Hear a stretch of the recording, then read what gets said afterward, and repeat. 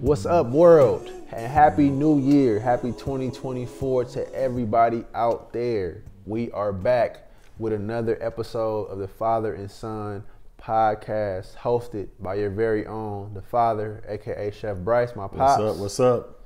And myself, the artist, aka Bryce Savoy. Here on this podcast, of course, we discuss our shared love of this thing called hip hop. We are also unpacking important cultural topics, and lastly, and most importantly, we're doing our job and doing our best to highlight individuals who are continuing to move this culture that we all know and love, hip hop, forward. First things first. Pops, how you feeling? How's it going? Man, I'm feeling blessed, man. It's a new year, more opportunities to go after it. Tell me about how was 2023 for you? Like, what are some of the highlights that happened in your career?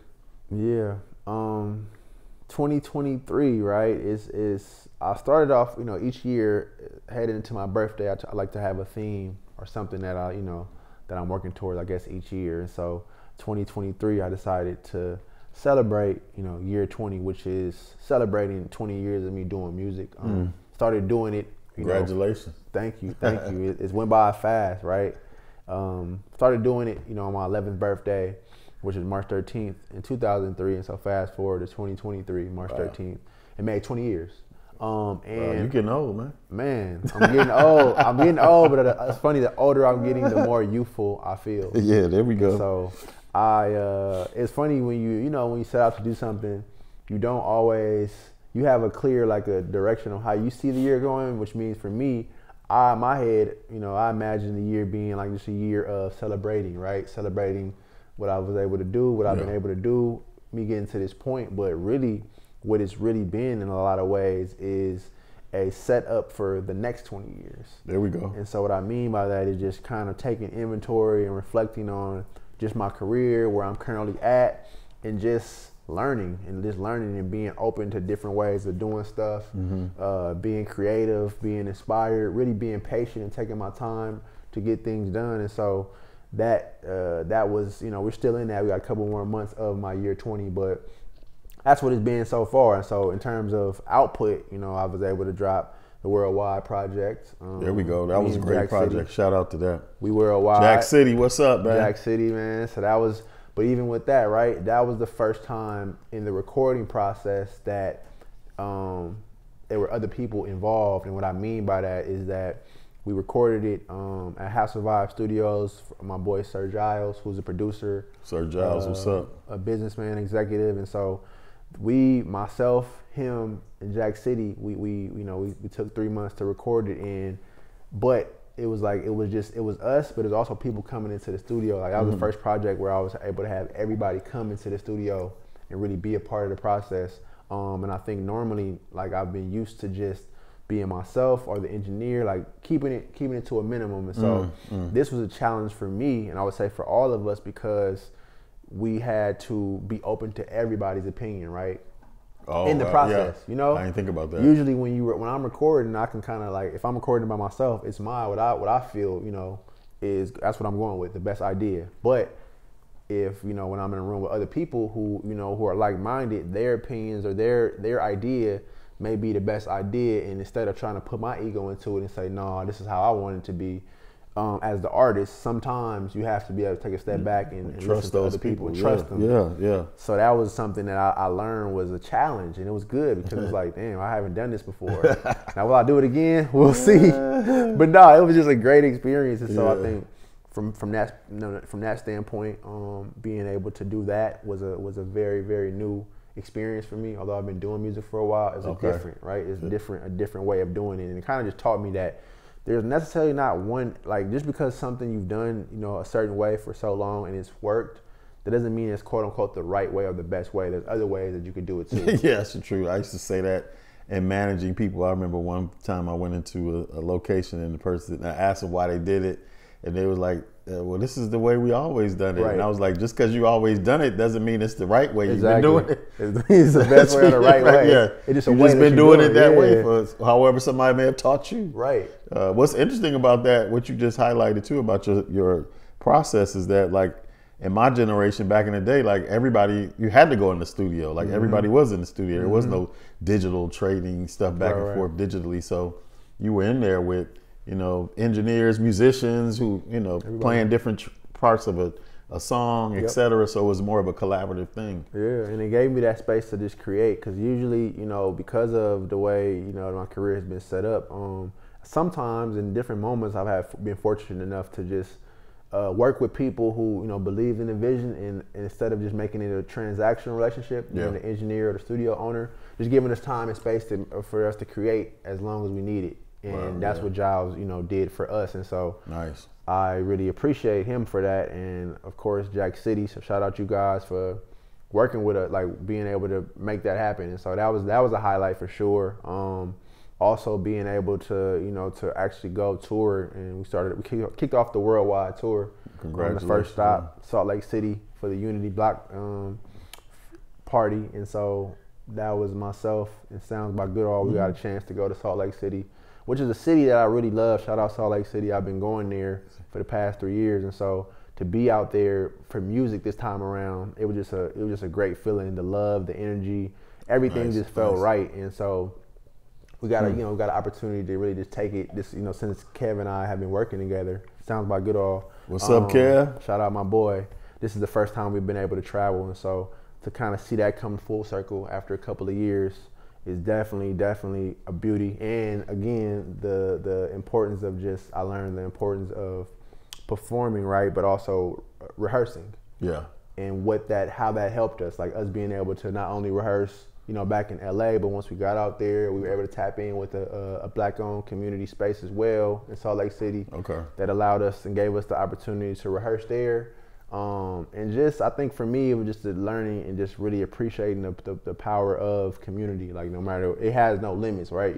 I can go to pretty much every city, every major city in the U.S. and be able to connect with people that have a shared understanding and a shared, I think, just motivation to help community and serve. And so us being out there and performing, we toured, we killed the stage. Everybody who didn't know us prior to, they felt our energy, and they was like very, very appreciative that we came. And so that's another highlight. But like I said, I think that's major.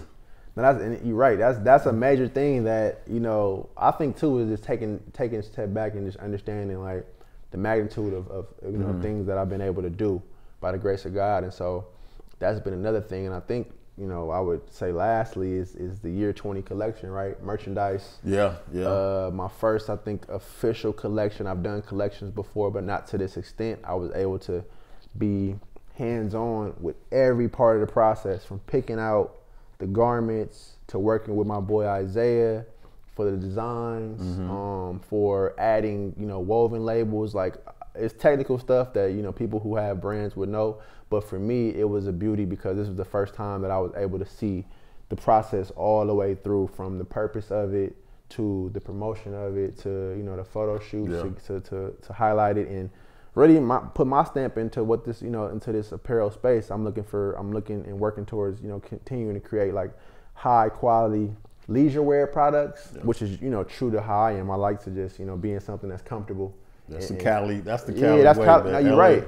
Hey, I didn't think about that. That's the Cali way. But I think it's just all about, you know, the process, just learning and being and falling in love with the process, which you say a lot. And it's like, I think I've realized, the main thing I took away from, you know, from this last couple months is that I enjoy the process more than the end result. Like the journey of the process. Yeah, that's the fun, man. Being able to create and step into places that you haven't been before, or improve on places that you've been.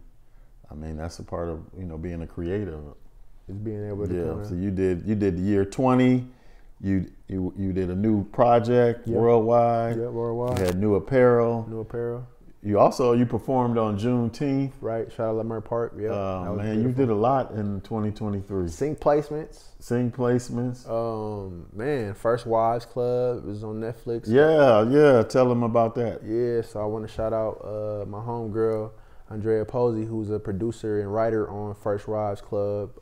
And really, that was, you know, I feel like since I moved to LA, you know, you being in Hollywood, you have no choice to kind of be, you know, inspired by it or affected by it in some way. And so I just started to think once I got here, like, man, like being around people and being in that space, I'm like, man, it would be beautiful to be able to. That's when I started learning about sync placements and the purpose of being able to use your music and merge it with, you know, visuals on it from the TV and the film standpoint. And so I always had dreams of it. And I can remember several times where I met people who would say, oh yeah, I'm gonna get you on this show. I like your music, I'm gonna get you on this show. And it never fell through. Like if anybody's in the industry, you know how this is. Like you're promised certain things. That's and part of it. You know, that doesn't always happen. That's a part of the journey, right? Yeah. And so for the first sync placement of the year with, you know, First Wives Club, it happened organically. My DJ sounds by Goodall's a good friends, Andreas. He's playing the project from King Diamond with her one day. She hears the song, like, wait, what's the song with this?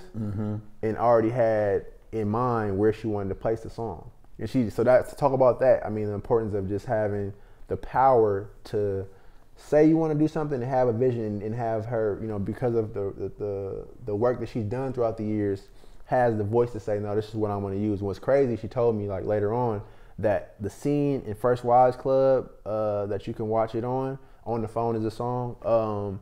It was originally Earth, Wind and Fire right there in that part.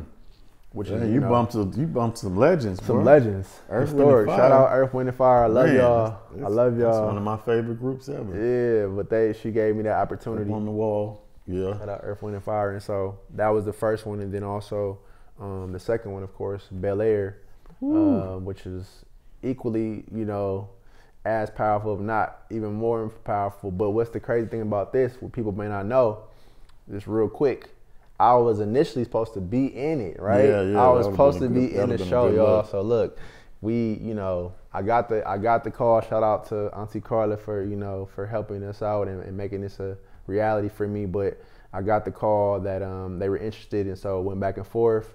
Finally set a date. Now, mind you, because we're still in the COVID space in the film industry, they're making sure that you do testing and making sure that you're not spreading anything on set, which I understand. And so did the first test, I think, a couple days before.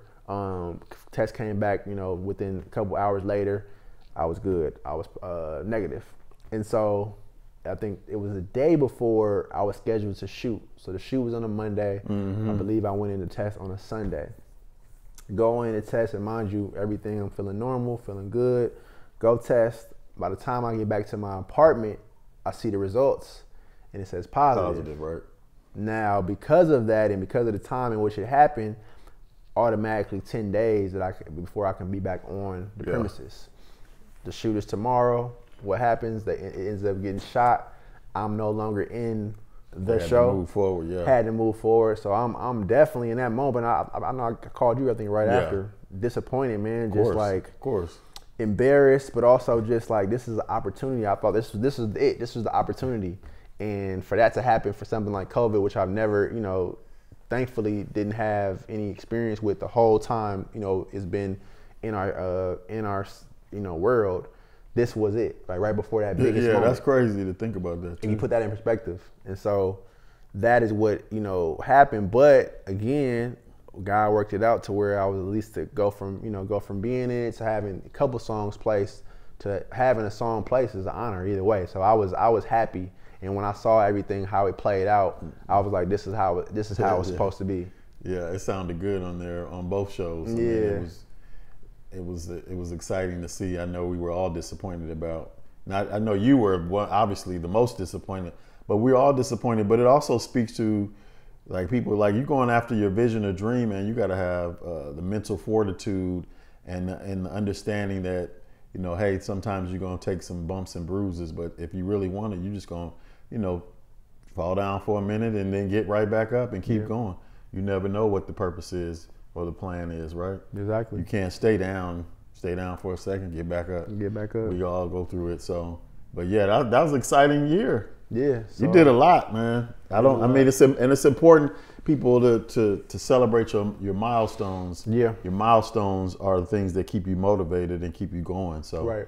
I mean, sometimes when you're in it, you don't realize how much you're doing because you're always chasing the next thing, the next goal. But looking back on that, 2023. You did a whole lot of great stuff. Yeah, so it's fueling whatever, whatever's I'm doing this year, it's fueling that. So I have the, last year to look back on all the things that I was able to accomplish as motivation. But also, while I had a great year too, you as well, you changed some stuff in the workspace. So speak to that. Yeah. I mean, I started my own consulting and advisory company named after your grandfather, my father, Arthur Lee Consulting and Advisory. He passed away last August, so it's in memory of his legacy. And what I've been able to do is kind of step into a role of supporting other, whether it's food folks, whether it's social justice people, like supporting them and their businesses. And so in a couple ways, helping them raise money. Because as we all know, the capital and having access to capital and getting it is not an easy game. And it takes a lot of persistence and consistency, So I've stepped into that role, given my experience the last 20, 30 years in business, and then also food. Being able to support people in that way has really been exciting. So I'm looking forward to 2024 and just growing the business and making an impact in people's lives, particularly entrepreneurs, nonprofits, for-profits. So yeah, I was looking back when your grandfather passed. We had conversations early last year about what would my next step be? And I was thinking about whether coaching or consulting were two things that I really enjoyed. And so once he passed away, I just said, hey, I got to put the plan in place and continue the legacy in his memory. So I've had a great year, man, and traveled a lot too. Went to Puerto Rico, went to New York, went to Florida, Miami. So I was blessed to be able to see, to your point, different communities and build relationships with people all over the country. Right.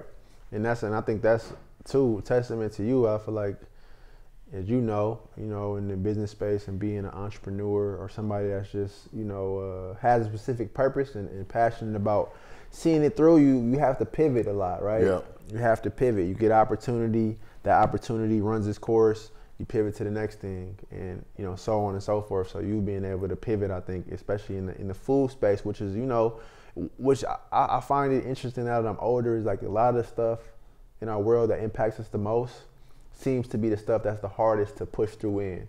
Like, food insecurity is something, or food in general, that's what we all, that's what keeps us alive, right? It's a necessity. And, with that, because of that, sometimes a lot of the stuff is not pretty. A lot of the work is not pretty, right? A lot of the stuff, although we are affected by it, it doesn't register. It takes some stuff to, takes stuff longer, some things longer than others to register. And for you to be kind of like, since I've been around live, seeing the different ways in which you've been able to pivot, and while the destination is the same, the route or the path has changed.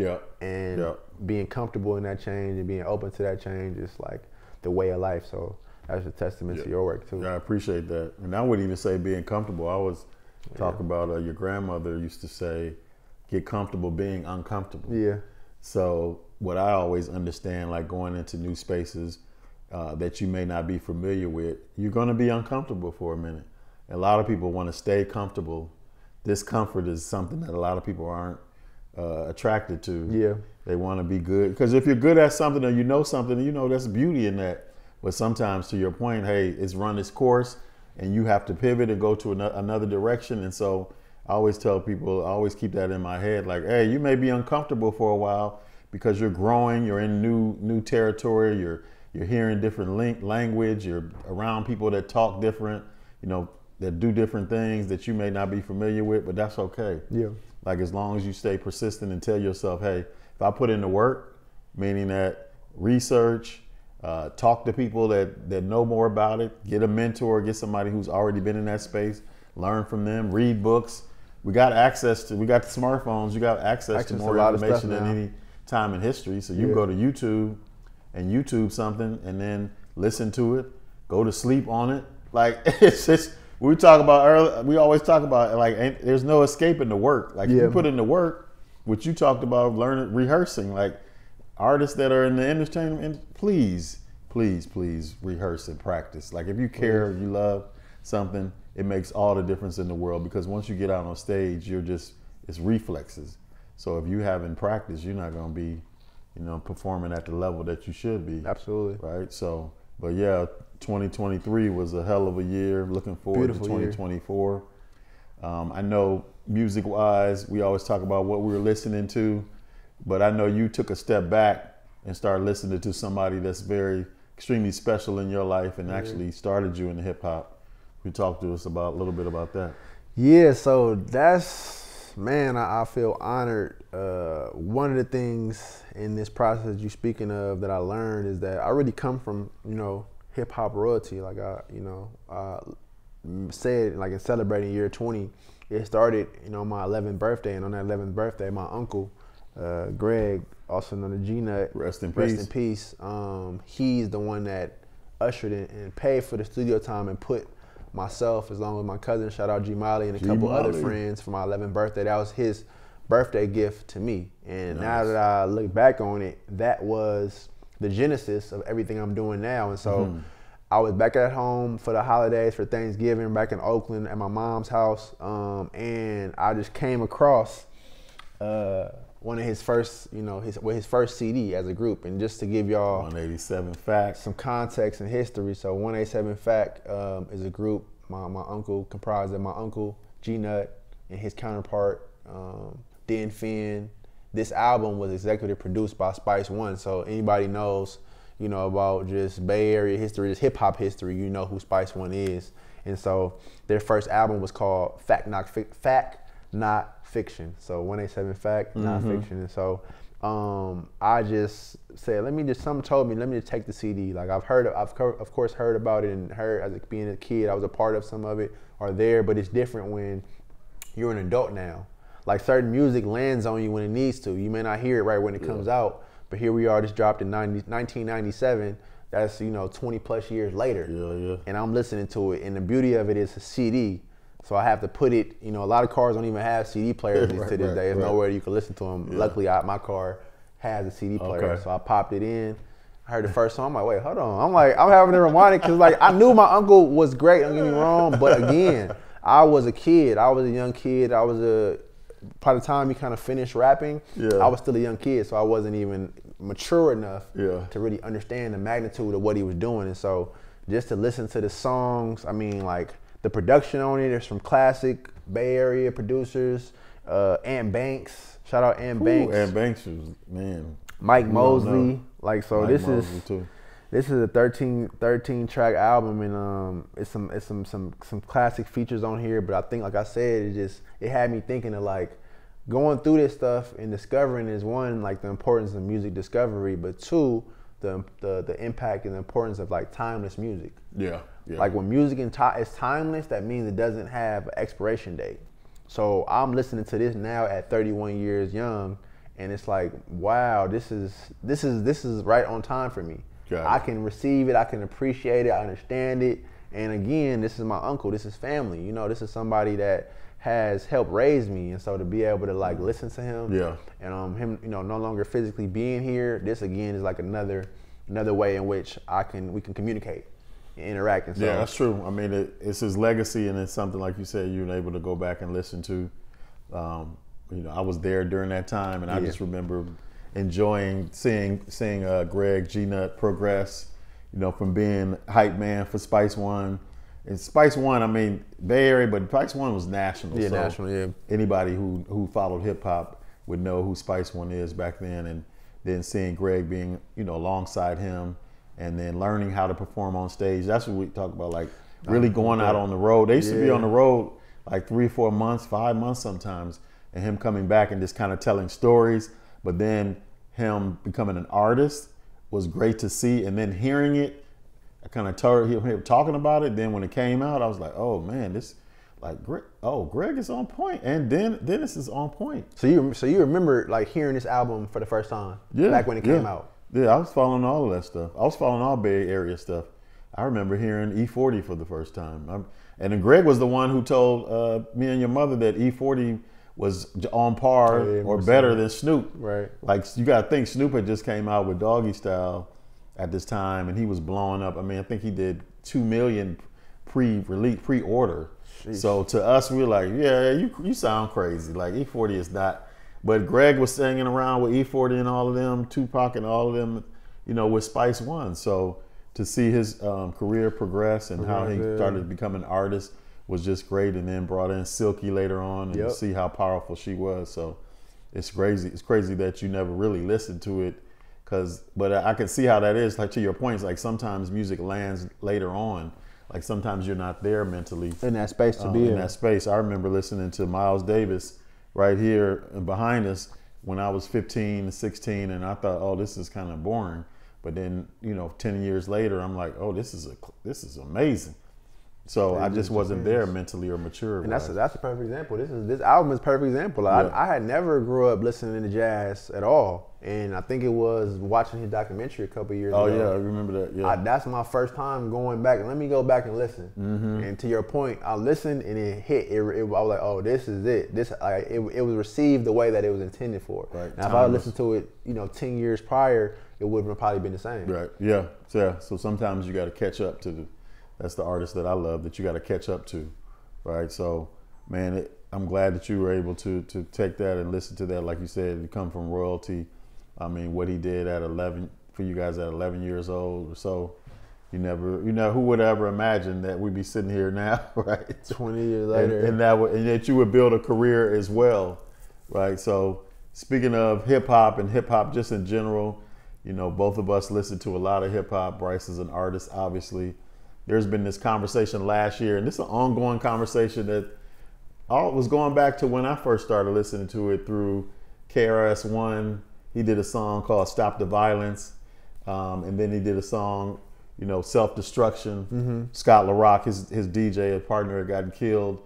And so then there was a lot of other stuff happening within the industry. So we're talking late 80s, early 80s, late 80s, and they were talking about, hey, this stuff needs to stop. And so now we sit, 2024, and then even last year there was a conversation that's starting to come back up. It never really stopped, but it has its boiling points, right? It'll go down, and then somebody will bring it up. There was an artist named D1, who's an artist and a lecturer from New Orleans, really telling artists trying to hold them accountable to the words that they speak, particularly around violence and killing each other, right, and drugs, etc. And then he started naming some names, and people got a little bit uncomfortable. Yeah, I saw that.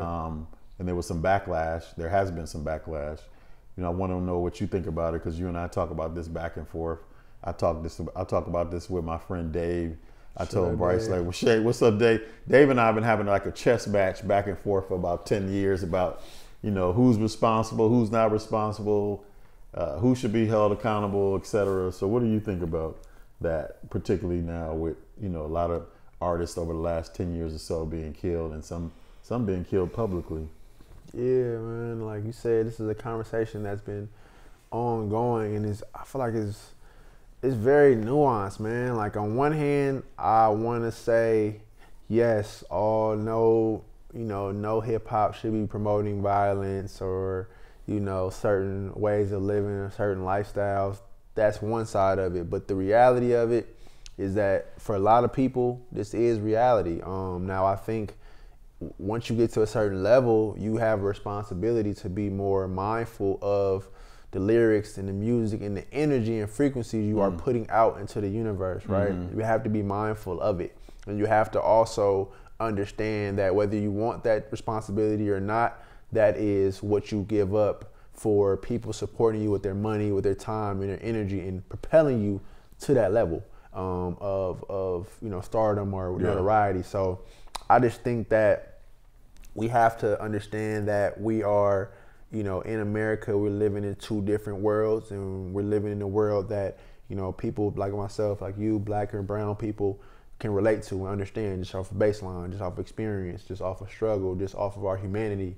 We can understand certain topics. Like, we understand it, even if we don't agree with it, we understand it. Then you have to understand it's another world that we are a part of in America, which, does have more power in, what goes on. And quite frankly, that world doesn't want these things. Like, they know that it makes money, but when it starts affecting their kids and their families, that's when they want to, try to put a halt on it and kind of like change the course of what it can become. So I think you got to just be mindful overall. Just be mindful and careful about what you put into music, because I don't know about you, but if now we're seeing what's happening with the court and the justice system, that they're ushering and putting in lyrics as a way to like use as evidence to convict artists, convict people. Now I don't think you should be on your records detailing a crime, detailing a full crime that either you committed or somebody else you committed, and you saying these things by name. So for me, in my head, I don't live in that world. I'm not a part of that lifestyle, but it doesn't make sense for me for you to put that in a lyric, put it out, mass produce it, and know that that's being out into the universe, knowing that you can get caught for that. Now, I think that is they have, I'm not saying I agree with it, but they have reason to use that as evidence. And on the flip side of that, I do think that we can't get to a space where I'm not artistic censorship, become the thing. Like, I feel like we have to be mindful of us being able to have the freedom to, it's our right to express ourselves. But with that same right, there is consequences that come with it. So I just think overall, although I want certain things to change, the reality of it is I know that if you're coming from a certain environment and music is your only way, or you feel like your only way or outlet to get out of that environment, even if what you're saying, it could be detrimental to, yourself and others, I can't say that you can't do that or you shouldn't do that. I would never say that. I would just say, just be mindful of it. That's all I would say. Just be mindful of what you're doing and what you're saying. Cause that's the best thing I can say. Cause it's so nuanced and it's so different. It's complex. It's complex. It's not black and white. It's very complex. I've been having, like I said, I've been having this conversation in different spaces with different people for years, and so there's a couple things that I'll talk to. So one, you said it earlier, like music is one of the most powerful mediums ever. Yeah. It has a certain frequency and it can do things to folks. It can motivate you, can make you sad, it can make you feel powerful, it can make you feel violent, it can make you feel like you're motivated to go after stuff.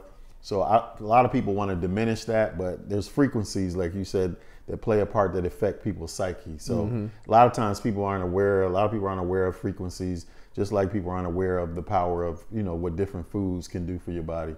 They're just unconscious of it. Two, I think that to your point, there's some people that come from certain backgrounds and neighborhoods. And so there's a tension there too, because if you come from a certain background and neighborhood and you're speaking to what you are seeing, what you see, and you're talking about the environment, I think is different than some people are doing, is exploiting. They may not even come from that environment, but they're talking like they do, and they're emphasizing killing someone else. So we're talking about specifically that piece. Yeah, that's specific. Like, where is it? Different. If you just take it bare bones down, how is it positive to talk about killing another man that looks like you or a woman? Yeah. I don't know if anybody, some people try to defend that.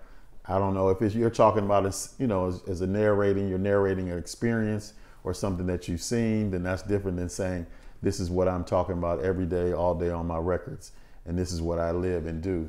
So there's that tension as well. But then there's people on the label side, there's people like you and I talk about, like there's so many artists out there that aren't saying those type of things. They're not getting the push, and some of the argument is they're not getting the push that these other artists are getting that are talking about that. So there's all kind of, like I said, it's a very complex thing. But at the end of the day, very complex. I think if you come from something and you start talking about that when you start off, and then now you're living in Bel Air and you're still talking about that, right?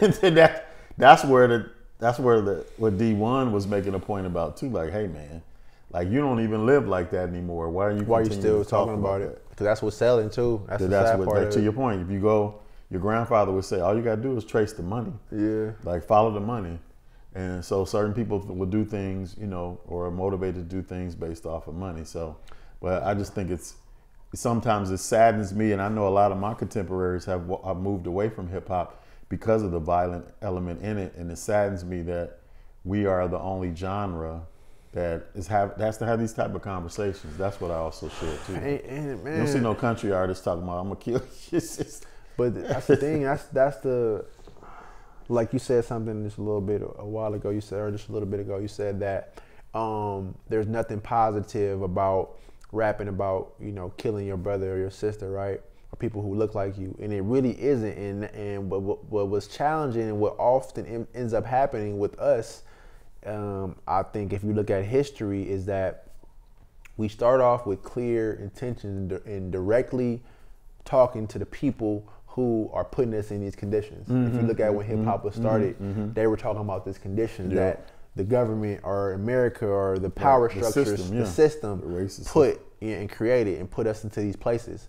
And then what you see always happens is at some point in time when we don't get the results or the answers we're looking for, we start to turn from within and turn on ourselves. That's powerful. Because if you think about even some of our black leaders, right? They started off, or even not even there. Let's talk about Tupac real quick. If you look at his first couple albums, right, from Tupacalypse Now, Strictly for My Niggas, those 2 albums were very socially conscious. It was clear. He was talking about the system, the police, oppressive power structure. That's what he was focused on. But if you look at the albums after that, and granted his life, he went through a lot of traumatic things, got shot, had experiences with a rape charge, like different things, real things. And I can feel the sadness, the hopelessness, the grief, the pain that I think he felt of his own people turning against him. And it went from being socially conscious and focusing on that to now fuck you specifically, you X, Y, and Z. And it happens time and time again to us, and I think we fall victim to those traps, those invisible traps. We fall victim to that, and we lose focus and shift the energy on who it should be focused on what it should be focused on. It goes to that, and that's how you get the extreme of, like you said, glorifying this self-destruction, really. Self-destruction. Yeah, I mean, well said. I mean, you just made me think about conversations that I've had where I was telling I forgot who it was, but he was like, it's really a systemic thing, which it is. It is. I said, and I recognize that, for people to have hopelessness, and that hopelessness causes you to be angry, and that anger causes you to be violent towards the people that are most closely in proximity of. But I was like, that's going to be a long-term change. That's going to take maybe beyond me being here for that really to change. And there are people working on that and continuing to work on that. A lot of great, powerful social justice folks, attorneys, et cetera, but in the interim, what can we be doing? Someone else can be talking about, hey, how can we hold ourselves to a higher standard? So the two can coexist, in my opinion. That's just my opinion. The two can coexist. Like, I can be fighting against the system that is oppressing people, but I also can say to my brother and sister, hey man, we need to have more love for each other. You need to be mindful of what you say to your fellow brother and sister. You need to be mindful of what you put on wax. Even though to your point, I don't believe in censorship. I don't, but I just think that we need to self-police ourselves in a lot of ways. Better with that. Because no one else is going to do it. Yeah. They don't have what is their advantage of doing that? It's going to be up to us. So I think that that's what the brother with D is doing, and whatever you can agree with it or not. And sometimes people do need to be agitated, and sometimes people are going to be against you because you are making them feel uncomfortable. Because you make them feel uncomfortable. And I think like to that point, and those who who are familiar with this can know what we're talking about. But if you see some of the responses from the rappers, I think that proves the point of what he's saying. Like a lot of the responses from the people he's called out, was very demeaning or turn violent. Yeah. And it's like, we're having a conversation. Like, I get, you may be triggered by him saying certain things. This is how you feed your family. This is how you maintain your livelihood. But I think what he's done and what he's been able to do is to start a conversation. Because what could change, if the artist may not change, the consumer can change. True. And say, you know what, I'm not listening to that no more. I'm not promoting that. I'm not spending no money with any artists that are talking about that. And maybe that would change. Right. So I just think that it's making room for just these important conversations and important dialogue. And I hope to see, like you said, even if it's some incremental change in the interim, a lot of the change that we may not be on this earth to see, but I believe that it'll start kind of turning back and shifting to what it used to be, about. So I mean, I hope so. You're more hopeful than me. I go back and forth, but I think that, we're gonna continue to have this conversation. I mean, and you guys, in different ways and spaces, would love to hear folks' opinion, respectfully, right? I just think to your point earlier about some of the responses, that shows you sometimes that people's emotional intelligence isn't necessarily there yet. Because somebody doesn't agree with you, doesn't mean that you, particularly if they're saying it in a respectful way, doesn't mean that you you can come back and start cursing them out and talk and threatening their life.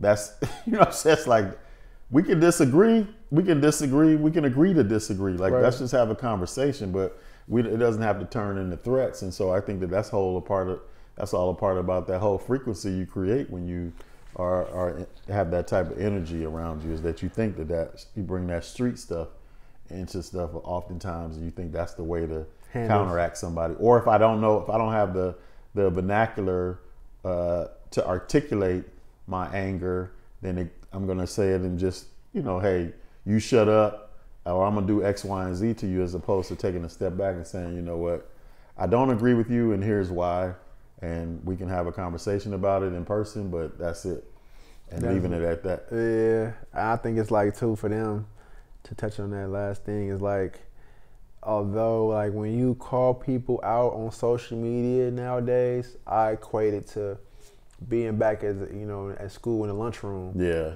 And you say it right. You say something to one person, and the rest of the school is laughing at you. Yeah, that's true. That's how I feel like a lot of people take it. So when you started on social media and they respond on social media, it's in a way to defend themselves, because we know, and I'm trying to do better this year. Hopefully, I do better with on these posts, going into these comments, because the comments is a whole nother world. The comment section is a whole nother world. Like I see people state an opinion, somebody responds and corrects them on the said opinion, and then from there they going back and forth. They go down F you, fuck you, this, X, Y, and Z. And it's like, wow, like y'all really are taking these comments of people that's in somewhere across the world that you won't never see or meet, don't have no really impact in your life at all. It's mind blowing, and so I can see how that's the bad of social media. But to your point, growing up in working for different companies, and one of the things that we talk about in managing people is that you praise out loud and you criticize behind closed doors. I believe that. That whole thing has been blown away. Yes, that's a wrap now. That's over with. People criticizing, and then to your point,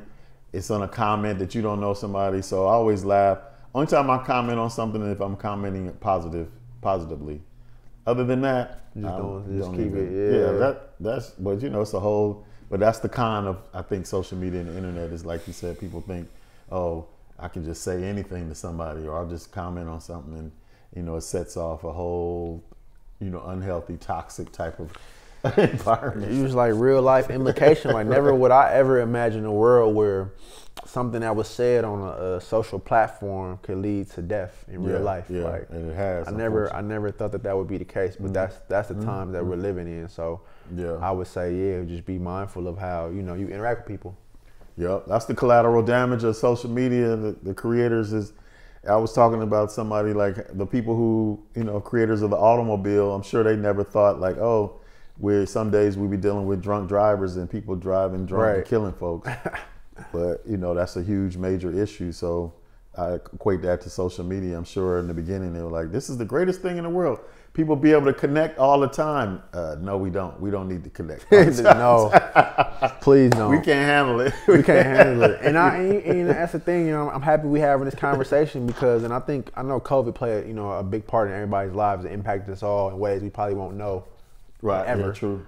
But with social media and the uptick of social media in those times, one thing I'm actually noticing is actually making people more socially awkward. Yes, true. In person. You said that. You told me the that. Anxiety, the fears they already have is rampant in person. And so we got into a part where in some cases people don't even know how to like have a face-to-face conversation, because you spend like again, this is something that I'm learning, and I'm like, it's actually mind-blowing. I see people who have a social media presence, right? Following on social media, they're talking. This is on social media. This is through text, so you can't feel their emotions. But from what I see, they're personable. They're confident. They're social.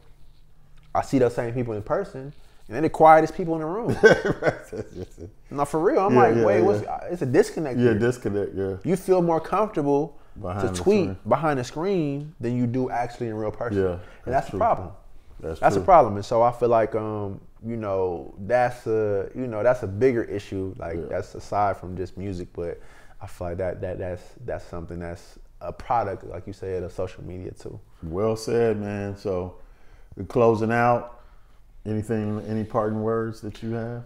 Yeah, I want to say shout out to everybody who's been tuning in to, the Father and Son podcast. This is a work in progress. We're learning, we're growing, we're having conversations, we're having dialogue, and seeing and knowing, where we fit into this space. And I think these type of conversations, through this year and moving forward, you guys will appreciate it. So I just say, shout out to everybody who's been tuned in. Continue to watch, subscribe, share. And I know something, like I've seen people, like I've learned, I kind of like, since we've been doing this, who's this for, right? And I would say that this podcast is for everyone, but specifically it's for those people who are really committed to keeping the culture, pushing the culture forward. There we go. In positive ways, right? People who really do love hip hop, and it's a lot of people who are saying, they tell me personally, and I see it on social media, they see that there's a disconnect.